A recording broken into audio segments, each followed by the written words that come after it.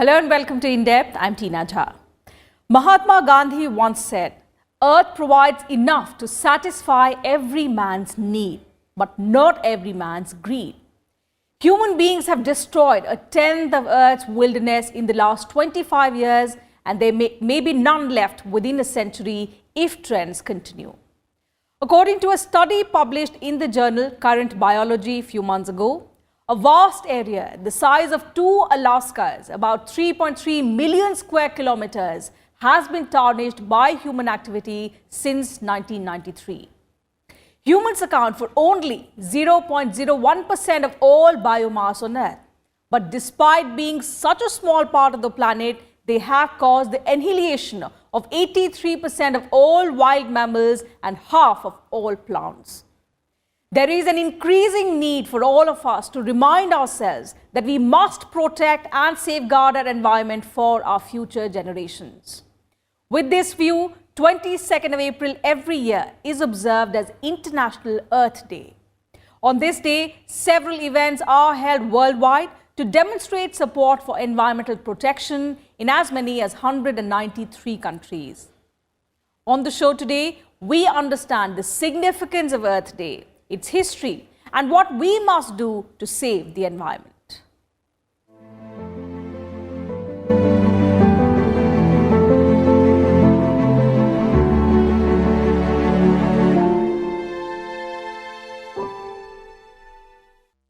Earth Day is that time of the year when we must reflect on how our lives impacts the planet. It is celebrated so that each one of us remembers that it is our collective responsibility to sustain Earth and its ecosystems. The history of this day can be traced way back to 1970, when a US senator decided to observe the day in the United States of America to address the need for environmental reform. 49 years later, 193 countries are observing 22nd of April as World Earth Day. Politicians, environmental activists, communities, as well as people in general all come together to display new ways to reduce their carbon imprint and improve the quality of lives on Mother Earth.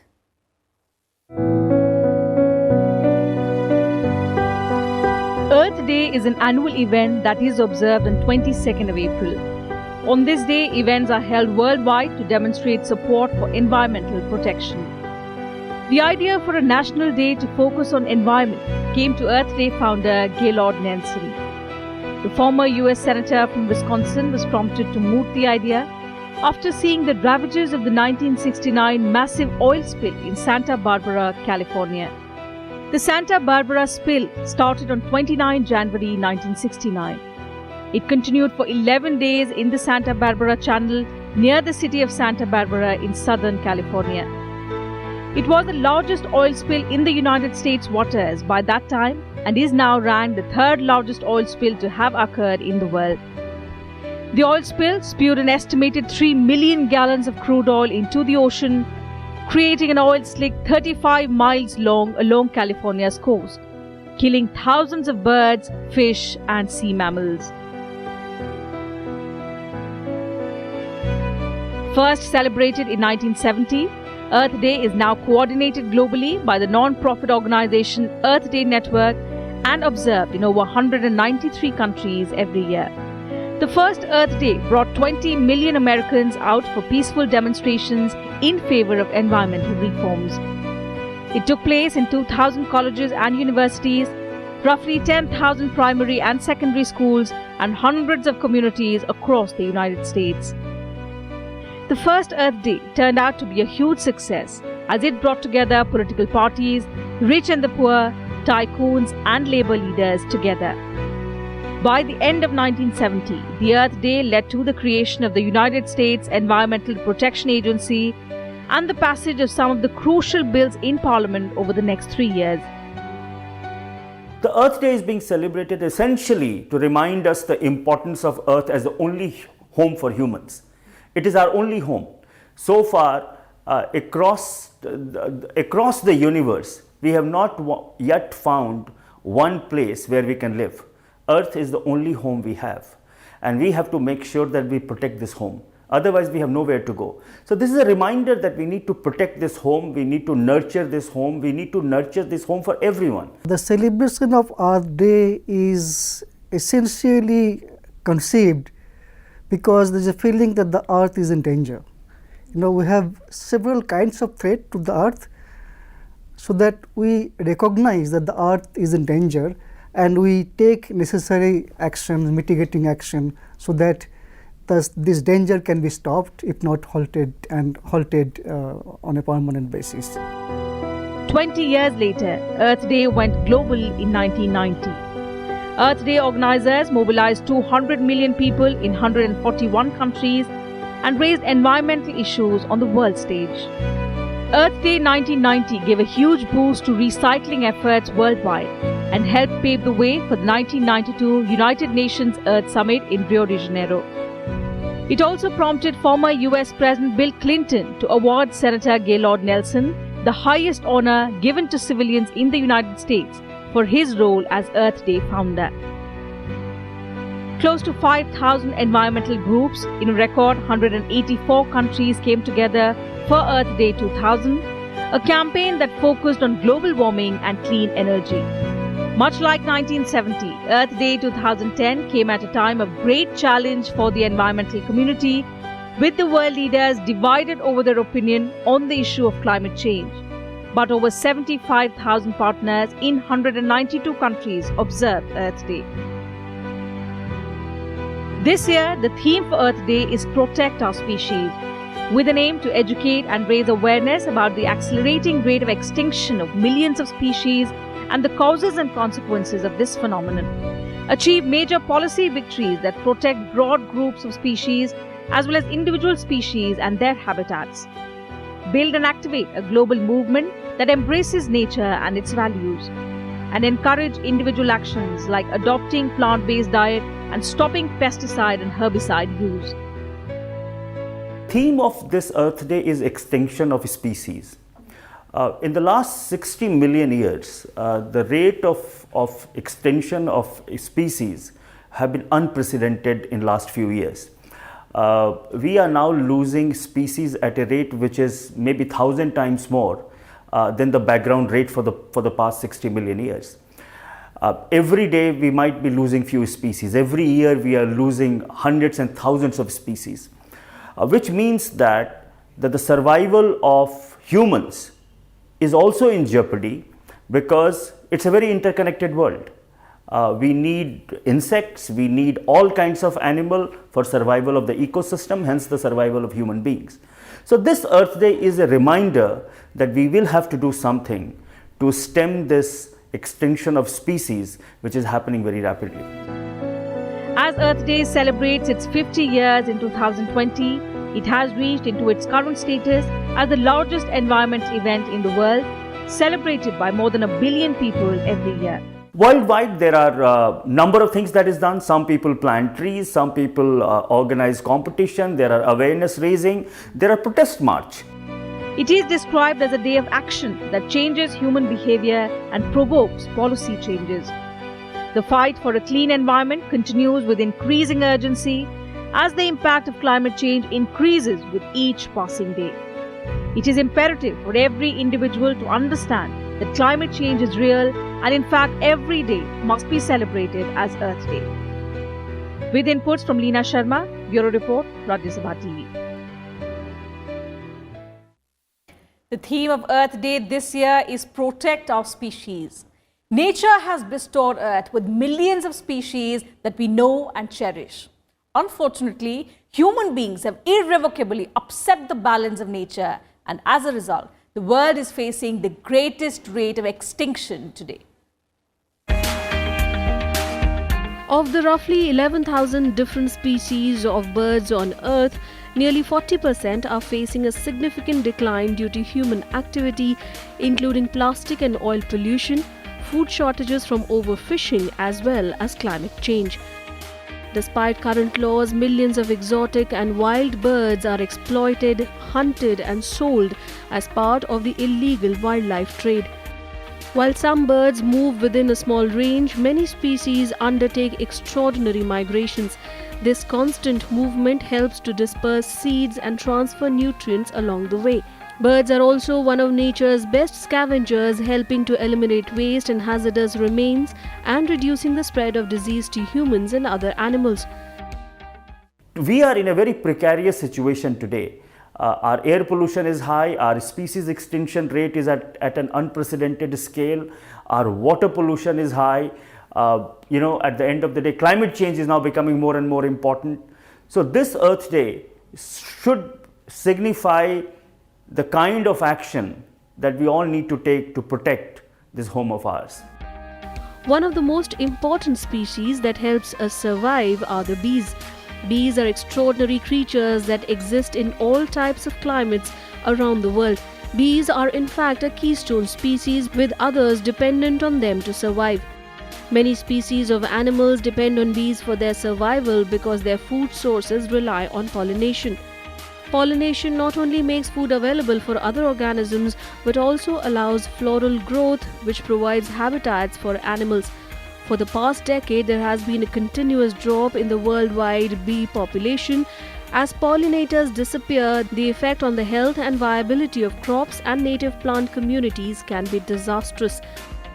As pollinators, bees also contribute billions to the world economy. Agricultural economies like India are at high risk from the bee decline. Without them, India's food production will reduce by 1/3, as out of the 160 million hectares cropped area in India, some 55 million hectares depends on honeybees for pollination, says a research from University of Agricultural Sciences in Karnataka. We need to tell everyone about the way we are losing animals and other species of plants and animals together. It's an unprecedented scale. Remember, till about 100 years back, and I always give this example, cheetah was there in India. If you look at the paintings during Mughal era, you will find cheetahs there. But there is no cheetah in Indian subcontinent today. Cheetah is just an example. In Indian subcontinent, we have lost hundreds and thousands of species so far. We have lost species about which we do not even know about. So we need to tell children as well as adults the rate at which we are destroying our habitat, the habitat for animals, trees, and our natural environment. The inappropriate or excessive use of artificial light, known as light pollution, can have serious environmental consequences for humans, wildlife, and our climate. Too much of light has consequences. It washes out starlight in the night sky, interferes with astronomical research, disrupts ecosystems, has adverse health effects, and wastes energy. All species are dependent on light for natural body cycles.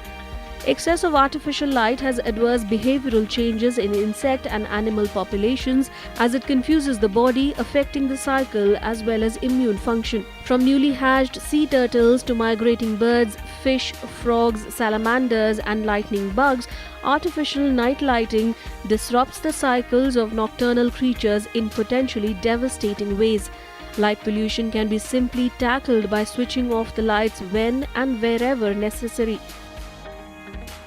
The overconsumption of resources and creation of plastics are creating a global crisis of waste disposal. Nuclear waste disposal has increased tremendous health hazards associated with it. Plastic, fast food packaging, and cheap electronic wastes threaten the well-being of humans. Waste disposal is one of the most urgent current environmental problems. Waste management is easy if at an individual level we resort to the 3 R's: reduce, reuse, recycle. Bureau Report, Rajya Sabha TV. Everything built in modern human society is provided by nature. And increasingly, research has demonstrated the natural world's incalculable importance to our health, wealth, food, as well as security. But time and again, we have been pushing our planet to the brink. Human activity is taking an unprecedented toll on wildlife, wild places, and the natural resources we need to survive on. But if we do our bit, world could be saved from mass extinction and catastrophic changes. The world today is living in an age of rapid and unprecedented planetary change.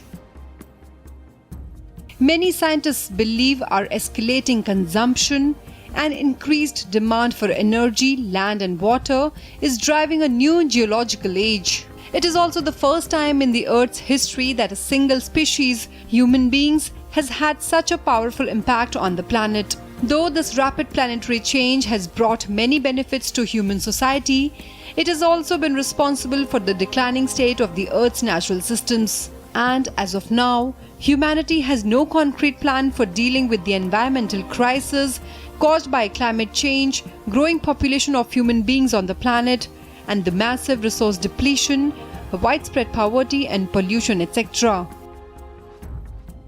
The 2018 Living Planet report from the World Wildlife Foundation has found that human activity has killed a shocking 60% of the Earth's mammals, birds, fish and reptiles since 1970. According to the report, the Earth has lost about half of its shallow water corals in the past 30 years. The report found that growing consumption of food and resources by the global population is destroying the web of life that helps humanity to survive. Many scientists feel we are in the middle of a sixth major mass extinction, one caused solely by human beings. When we say Earth, it is all about, its whole ecosystem. It's all, it's water, it's marine water, it's soil structure, it's all kind of species together. That forms Earth. Now, protecting that Earth is not easy, considering the fact that over the last 200 years we have done serious damage. Now, if we can reverse that a bit, that would be a great improvement. And I don't expect that in the next 2-3 years we will have, our pristine form of Earth is back. No, that's not possible. But if we make some efforts, if we make some improvement, if we reverse the damage that had been caused over the last 200 years, I think that would be a great achievement. According to the 2018 Living Planet report from WWF, marine and freshwater ecosystems are also facing huge pressures. Almost 6 billion tons of fish and invertebrates have been taken from the world's oceans since 1950. Plastic pollution has been detected in all major marine environments worldwide. Freshwater habitats such as lakes, rivers and wetlands are the source of life for all humans, yet they are also the most threatened.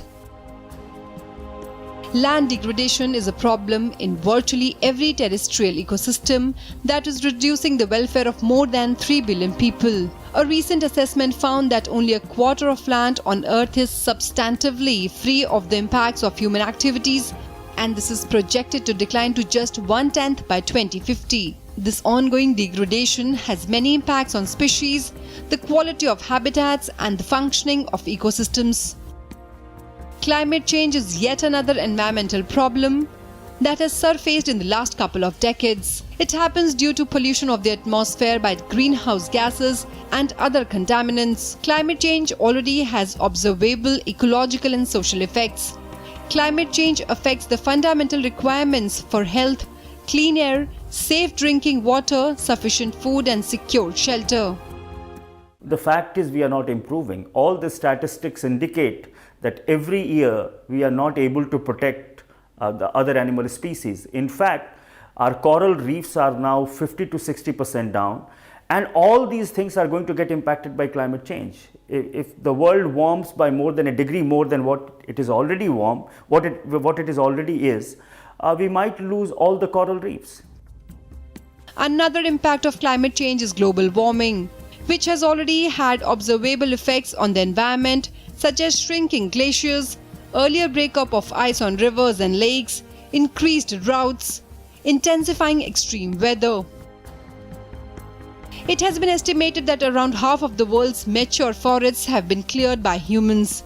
While tropical forests cover only around 6% of the Earth's surface, they are an essential part of the global ecosystem and of the biosphere.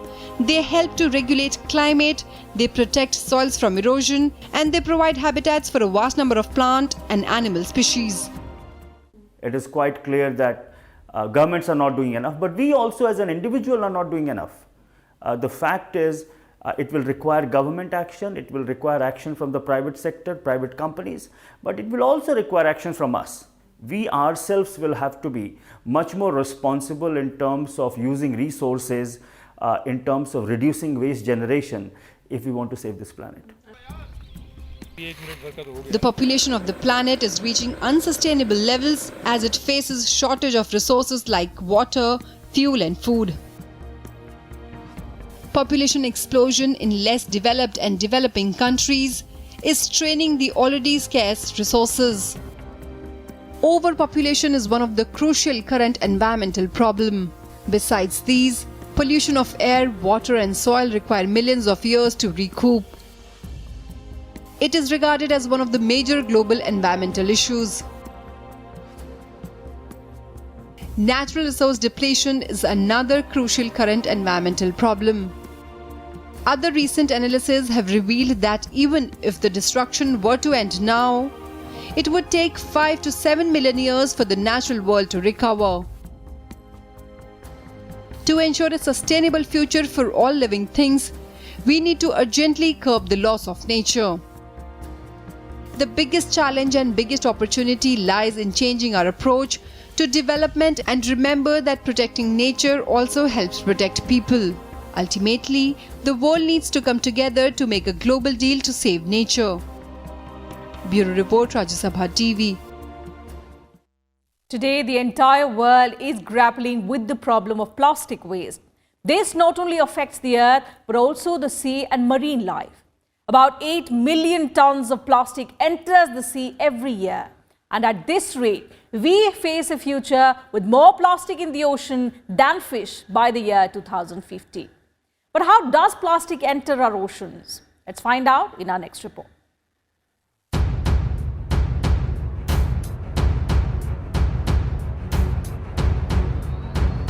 Plastic is dangerous for the environment and the entire ecosystem in all stages, from its production to its use.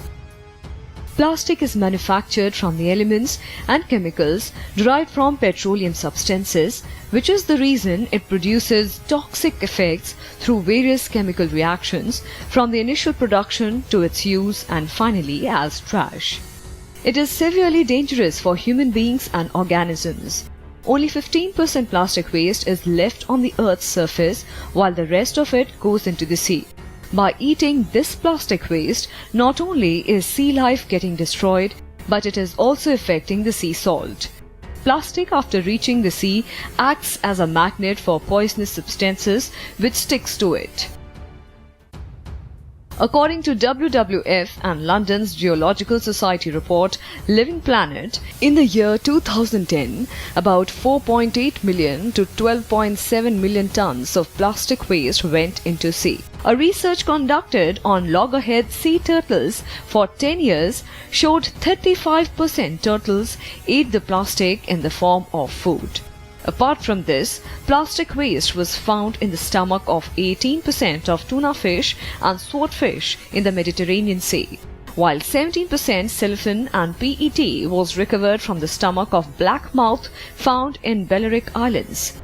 The report says more than 90% sea organisms are eating plastic in some form, whereas in 1960s this figure was only 5%. The report warns that if the plastic flow into the sea is not stopped immediately, then by 2050, plastic waste will be found in the digestive system of 99% sea organisms, which would be extremely dangerous for the biodiversity. Plastics can have severe consequences on particular species of wildlife in various different places. We've all seen heartbreaking pictures of turtles with plastics around their necks. We know that plastic is being found in fish and all manner of other marine life and bird life. But the issue here, I think, is that actually this is just a broader symptom of the general disregard that we as people have for our planet. The way that we consume and just throw away without thinking of the consequences. And again, this simply has to stop. It's got to stop now. There are several ways for plastics to accumulate in the ocean. Most plastic in the ocean breaks up into very small particles and never decompose. These small plastic bits are called microplastics, which pass unchanged through the waterways into the ocean. Microplastics include microbeads used in cosmetics and personal care products.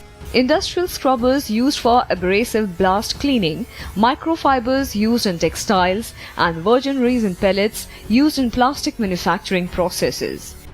Aquatic life and birds can mistake microplastics for food. Several other factors also contribute to microplastic pollution in oceans. These include plastic waste from sewers, construction activities, wastewater management, fishing, shipping, and tourism. Microplastic pollution in ocean is far worse than feared. High levels of microplastics are found in the Pacific, Atlantic, and Indian Ocean. Floating plastic debris in the marine environment releases chemical compounds to the water which harm the marine ecology. Seabirds and animals often ingest the tiny pieces of plastic. Even some of the deepest areas of the ocean are littered with plastic. Although some plastic floats, other polymers are denser than seawater and will sink. A 2017 study found that between 50 to 100% of animals at the deepest places in the ocean had plastic in their stomachs. Bureau Report, Rajya Sabha TV.